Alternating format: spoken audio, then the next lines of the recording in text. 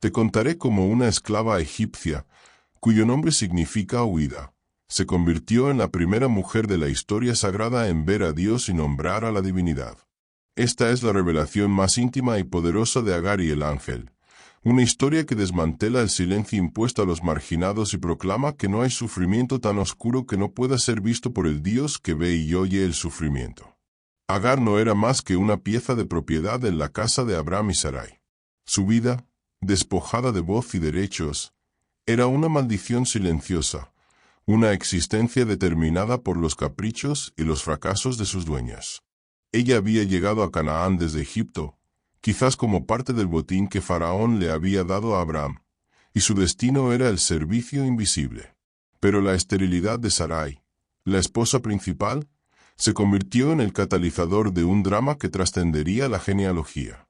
Sarai, desesperada por cumplir el juramento escondido de Dios a Abraham, la promesa de una gran descendencia, propuso el acto más peligroso y común de la antigüedad: dar a su esclava al esposo para que concibiera un hijo en su nombre. Agar, sin voz ni elección, fue obligada a entrar en el lecho del patriarca, un acto de obediencia que la elevaría socialmente, pero la hundiría en la desgracia personal. El momento en que Agar concibió fue el punto de inflexión. El feto en su vientre, la prueba física de su nueva función, le dio una conciencia de sí misma que la esclavitud le había arrebatado. Su favor de Dios disfrazado de maternidad inmediatamente la hizo ver a Sarai con desprecio. La esclava, ahora madre potencial del heredero, se creía superior a la señora estéril. Este desprecio fue el error humano que desató el ciclo de violencia. Sarai, incapaz de lidiar con las consecuencias de su propia decisión, reaccionó con una furia vengativa, clamando a Abraham. Abraham, por miedo y debilidad, entregó a Agar de nuevo al poder de su esposa. He aquí, tu sierva está en tu mano, haz con ella lo que bien te parezca. Sarai intensificó la opresión sobre Agar, haciendo su vida insoportable. Y aquí comienza el calvario de la marginada. Agar, incapaz de soportar más el sufrimiento sin culpa de la envidia y la crueldad, tomó una decisión radical: la huida. Ella abandonó la seguridad relativa del campamento de Abraham y se dirigió a su propia gente, Egipto, a través del desierto de Sur. Este acto de huida es el primer hecho muy épico y trascendental de su vida. Agar desafió el sistema que la esclavizaba, eligiendo la libertad incierta del desierto sobre la opresión conocida de la tienda de Sarai. Estaba sola, vulnerable, embarazada y perdida en la inmensidad del páramo, la personificación de la esperanza en la desesperación. Fue en este punto de absoluta soledad y desesperanza que se produjo la primera teofanía, manifestación de Dios, en la vida de una esclava marginada. El ángel de Jehová la encontró junto a una fuente de agua en el desierto. Este ángel de Jehová es, según la interpretación profética, la manifestación preencarnada del propio Hijo de Dios, el Logos, una conexión profética con Jesús que nadie se atreve a contar en voz alta. El encuentro no fue una casualidad, fue una persecución divina de la gracia. Dios, el Dios que ve y oye el sufrimiento, salió del cielo para encontrar a una esclava fugitiva y embarazada. El ángel le hizo la pregunta que confronta toda huida. Agar, sierva de Sarai, ¿de dónde vienes tú? ¿Y a dónde vas? La pregunta no era por ignorancia, sino para obligarla a reconocer su situación. Agar, con la franqueza del dolor, respondió solo una parte: huyo de delante de Sarai mi señora. No dijo a dónde iba. El miedo y la desesperación le habían arrebatado el destino. El desierto, su única compañía, era el lienzo de su desesperanza. El encuentro de Agar y el ángel junto a la fuente de agua es el cenit de la teofanía, manifestación de Dios, en la vida de una esclava marginada. Ella, la huérfana de la historia, la que no tenía voz ni derechos, fue encontrada por la deidad en su manifestación preencarnada. Y si la idea de que Dios persigue a los marginados con su gracia te ha conmovido hasta lo más profundo, y si te atreves a enfrentar la verdad de que el Dios que ve y oye el sufrimiento no ignora a nadie, entonces es tu momento de unirte a la verdad. Dale, Me gusta ahora mismo a este vídeo que revela la compasión divina. Y no lo olvides, suscríbete a nuestro canal. Tienes que quedarte hasta el final para desvelar el destino final de Ismael y Agar, un hecho muy épico y desconocido en su implicación profética.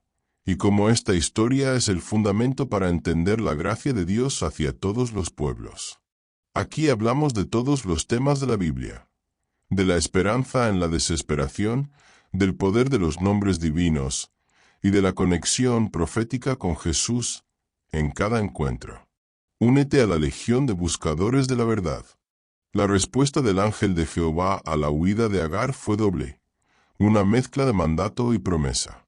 Primero, el mandato que contradecía su instinto de libertad. Vuélvete a tu señora y ponte sumisa bajo su mano. Agar debía regresar a la opresión, pero lo haría con una nueva autoridad y conocimiento. Este es un hecho muy épico y trascendental. El camino de la bendición a menudo pasa por la sumisión al orden, incluso si el orden es doloroso.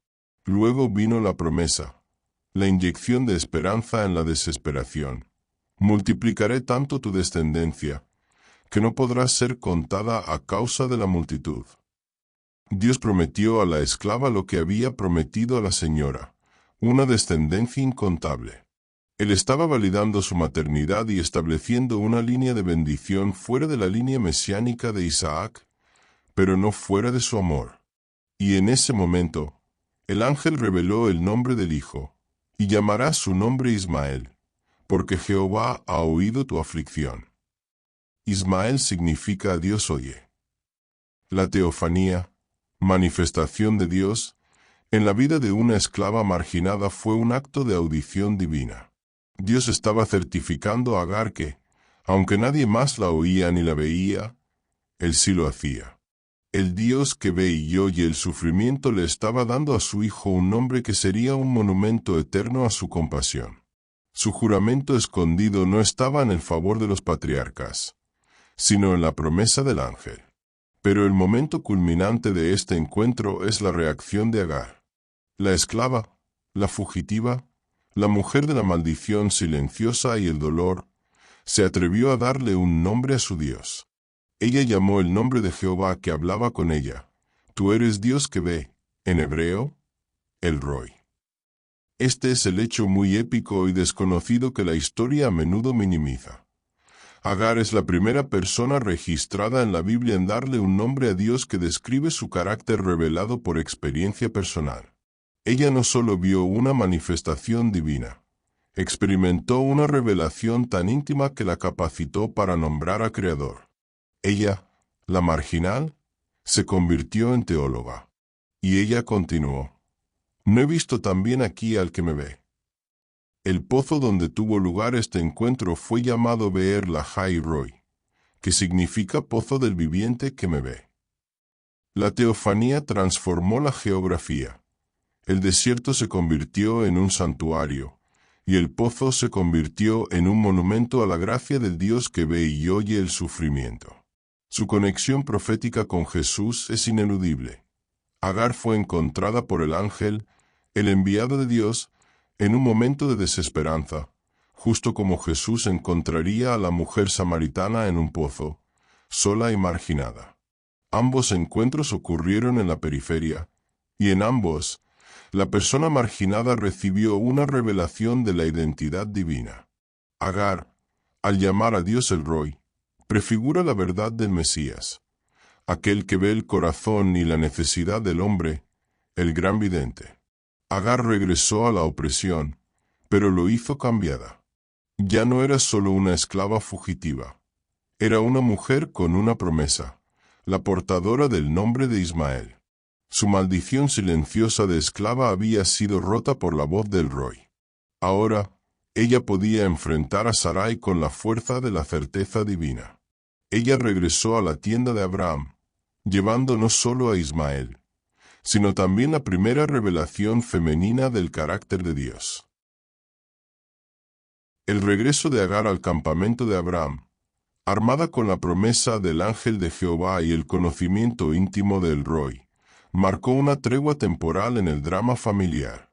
Ella dio a luz a Ismael, un nombre que gritaba que el Dios que ve y oye el sufrimiento había actuado. La teofanía, manifestación de Dios, en la vida de una esclava marginada había cumplido su propósito inmediato. Durante 14 años, Agar vivió en la casa de Abraham, ahora Abraham, viendo crecer a su hijo Ismael junto a su medio hermano, Isaac, el hijo prometido que finalmente nació de Sara. Ella había pasado de ser una fugitiva a ser la madre de un hijo de un gran patriarca. Pero su maldición silenciosa de origen, el juramento escondido de la esclavitud, seguía latente, esperando la ocasión para resurgir. Esa ocasión llegó el día del destete de Isaac. Abraham hizo un gran banquete, un evento de celebración que contrastó cruelmente con el sufrimiento sin culpa que estaba a punto de desatarse. Sara, observando a Ismael, vio más que a un niño jugando. Vio a un rival. El texto bíblico usa una palabra que se traduce como burla o mofa. Génesis capítulo 21 versículo 9. Esta burla de Ismael, ya un adolescente, fue la gota que colmó la paciencia de Sara. Sara, nuevamente, se precipitó al juicio, un acto de celos y protección maternal que se convirtió en la segunda expulsión de Agar. Echa a esta sierva y a su hijo, porque el hijo de esta sierva no ha de heredar con mi hijo Isaac. Aquí se revela un hecho muy épico y desconocido. Sara, al ordenar la expulsión, estaba sirviendo sin saberlo a un propósito profético mayor. Más tarde, el apóstol Pablo usaría esta historia como una alegoría trascendental para contrastar las dos alianzas. Agar e Ismael representan la ley y la esclavitud. Sara e Isaac, la gracia y la libertad. Gálatas capítulo 4 versículo 22 al 31. Agar, la esclava del desierto, se convierte en el símbolo involuntario de la vieja alianza. Abraham se sintió angustiado por esta demanda, pero Dios intervino, no para censurar la crueldad de Sara, sino para asegurar la fidelidad a la promesa dada a Agar. Dios le dijo: «No te parezca grave a causa del muchacho y de tu sierva. En todo lo que te dijere Sara, oye su voz, porque en Isaac te será llamada descendencia. Pero también del hijo de la sierva haré una nación, porque es tu descendiente». El favor de Dios sobre Ismael fue reafirmado. Agar y su hijo fueron despedidos a la mañana siguiente. Abraham les dio pan y un odre de agua, y los envió al desierto de Berseba. Esta segunda partida fue más dolorosa que la primera. Agar no huyó, fue echada, llevándose consigo la maldición silenciosa del rechazo. En el desierto, la provisión pronto se acabó. La esperanza en la desesperación se convirtió en la realidad brutal del desamparo. El agua del odre se terminó, y la vida del muchacho Ismael peligró. Agar puso al niño debajo de un arbusto y se apartó, no queriendo ver morir a su hijo. Este momento es el clímax del sufrimiento sin culpa de la esclava. Se sentó a la distancia, alzando su voz y llorando. Su llanto, un sonido de desesperación pura, fue el segundo llamado a la teofanía. Agar había fallado en ver la solución, pero el Dios que ve y oye el sufrimiento no había fallado en verla a ella. Y otra vez, el ángel de Dios, el ángel de Jehová, la llamó desde el cielo. La conexión profética con Jesús se reafirma. La divinidad, en su forma preencarnada, aparece para la mujer marginada en el momento de su mayor necesidad. El encuentro no fue junto a un pozo, sino en medio de su llanto. La voz del ángel de Jehová resonó desde el cielo, interrumpiendo el lamento de Agar en el desierto. La teofanía, manifestación de Dios, en la vida de una esclava marginada no fue un susurro, sino un llamado directo, lleno de autoridad y consuelo. ¿Qué tienes, Agar? No temas, porque Dios ha oído la voz del muchacho donde está. El hecho muy épico y desconocido en este segundo encuentro es la precisión de la escucha divina. Dios no solo oyó el llanto de la madre, sino la voz del muchacho Ismael. El adolescente, escondido bajo el arbusto, quizás gimiendo o simplemente jadeando, fue el verdadero objeto de la escucha divina. El Dios que ve y oye el sufrimiento no solo tenía compasión por la madre, sino que su pacto se extendía al joven. La maldición silenciosa de su origen fue rota no por la voz de Agar, sino por el grito inarticulado de Ismael. El ángel le dio a Agar una orden crucial, un mandato de acción que era la clave de la esperanza en la desesperación. Levántate, alza, muchacho, y sosténlo con tu mano, porque yo haré de él una gran nación. El favor de Dios no se manifestó en un rescate mágico que evitara su dolor, sino en una orden que exigía su participación activa y su fe renovada. Ella tenía que levantarse, a pesar de su desesperación, y tomar al muchacho en sus manos. El poder de la promesa se activaba a través de la obediencia de la madre. Y entonces, el milagro, la provisión épica y trascendental que solo el Roy podía ofrecer. Entonces Dios le abrió los ojos, y vio una fuente de agua, y fue, y llenó el odre de agua, y dio de beber al muchacho. La fuente de agua había estado allí todo el tiempo. El sufrimiento sin culpa de Agar no era por la falta de agua, sino por su ceguera ante la provisión. El desespero había cerrado sus ojos a lo que ya estaba disponible. Dios no creó el pozo en ese instante. Él le abrió los ojos para que lo viera. La teofanía se transforma en una revelación de la realidad. El poder de Dios no es solo hacer cosas nuevas, sino abrir nuestros ojos a las bendiciones y soluciones que ya existen a nuestro alrededor. Este es un hecho muy épico y desconocido en su significado espiritual. El desierto está lleno de fuentes, pero el miedo nos ciega. El juramento escondido de la desesperación es que no hay salida, pero Dios, el Roy, nos da la visión para encontrar el manantial en nuestro páramo. Agar se levantó, dio de beber a su hijo, y la promesa de Dios comenzó a cumplirse. Y Dios estaba con el muchacho, y creció, y habitó en el desierto, y fue tirador de arco. Ismael no murió, prosperó. El favor de Dios lo acompañó, y se convirtió en el progenitor de las tribus árabes. La conexión profética con Jesús se extiende a la verdad de que Él es la fuente de agua viva. Agar en el desierto, a punto de morir de sed, vio el agua porque Dios abrió sus ojos. Nosotros, en nuestro desierto espiritual, encontramos la vida cuando Jesús abre nuestros ojos para verle como el manantial inagotable. La vida de Agar y de su hijo es un testimonio trascendental de la misericordia de Dios fuera del linaje de la alianza. Su historia no es un simple drama familiar. Es la afirmación de que el Dios que ve y oye el sufrimiento tiene un plan para todos los que son rechazados, para todos los que viven en el desierto. El linaje de Ismael se convirtió en una nación, asegurando que la bendición de Abraham se derramara, aunque de manera secundaria, sobre la descendencia de la esclava. La saga de Agar y el ángel, sellada por el nombre divino El Roy y la supervivencia de Ismael, se erige como el testimonio más conmovedor de la teofanía, manifestación de Dios, en la vida de una esclava marginada. Ella, la mujer de la maldición silenciosa y el doble rechazo, fue la destinataria de la gracia y la visión. El destino final de Agar se funde con el de su hijo en la promesa cumplida, y Dios estaba con el muchacho. Ismael creció, se casó con una mujer de la tierra de Egipto, probablemente elegida por Agar, ya que conocía esa tierra, y se convirtió en la cabeza de 12 príncipes, cumpliendo el juramento escondido de Dios de hacerlo una gran nación. Este es un hecho muy épico y desconocido de su vida.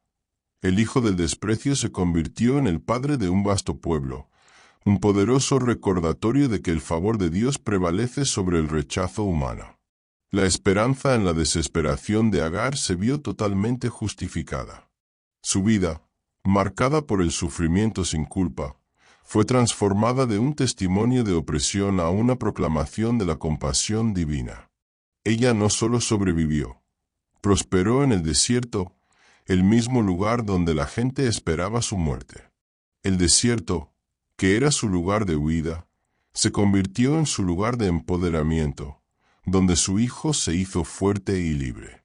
El Dios que ve y oye el sufrimiento no solo intervino para salvarlos de la sed, sino para establecer su linaje. La conexión profética con Jesús aquí es la más grande. Jesús, el Mesías, vendría no solo para la casa de Israel, sino para bendecir a todas las familias de la tierra, incluyendo a los descendientes de Ismael. La gracia del Roy es tan vasta que su plan abarca tanto al hijo de la promesa como al hijo de la esclava. La historia de Agar y el ángel es la antítesis del silencio. Es la voz de la divinidad que irrumpe en la vida del marginado. La teofanía que ella experimentó es una verdad trascendental para todos los que se sienten invisibles. Dios te ve, te nombra y te da un propósito, incluso cuando huyes de las circunstancias. El pozo Beer Lahai Roi no es solo un punto geográfico. Es el lugar espiritual donde el hombre puede ver la presencia constante de Dios. El hecho muy épico y desconocido de esta narrativa es que Agar se convierte en el paradigma de la fe en la provisión. Después de ver el pozo, su fe no decayó más. Ella confió en el Roy, el Dios que le había abierto los ojos en el momento de su mayor ceguera. Su historia es una lección de que el verdadero avivamiento comienza con la revelación personal de que Dios es un vidente activo en nuestra vida. Su legado es la conexión profética con Jesús que nos dice que Cristo vino a liberar a los cautivos, a dar vista a los ciegos y a poner en libertad a los oprimidos. Agar, la esclava, fue la precursora de la liberación. El final de su historia es la victoria de la gracia sobre la esclavitud, el triunfo de la promesa sobre la desesperación. Hemos desvelado la revelación más íntima de Agar en el desierto, la primera mujer en darle un nombre al Dios que la vio. Su vida es un faro para todos los que luchan en la soledad. Guerreros de la luz. Si la compasión del Roy te ha tocado y has encontrado tu propia esperanza en la desesperación, entonces es hora de que tu voz sea oída. Dale, me gusta, y suscríbete a nuestro canal para seguir explorando estos hechos muy épicos y desconocidos que demuestran que el Dios que ve y oye el sufrimiento está siempre a nuestro lado. Tu testimonio es vital. Deja tu comentario o tu testimonio en la descripción. ¿En qué momento de tu vida te has sentido como Agar en el desierto, y como el Roy te abrió los ojos a la fuente? Queremos leer tu historia de supervivencia. Y cierra tu jornada con esta frase de profunda reflexión. El desierto solo es temible para los ojos cerrados. Para el que vea el Roy, cada páramo es un santuario, y cada lágrima es una oración escuchada.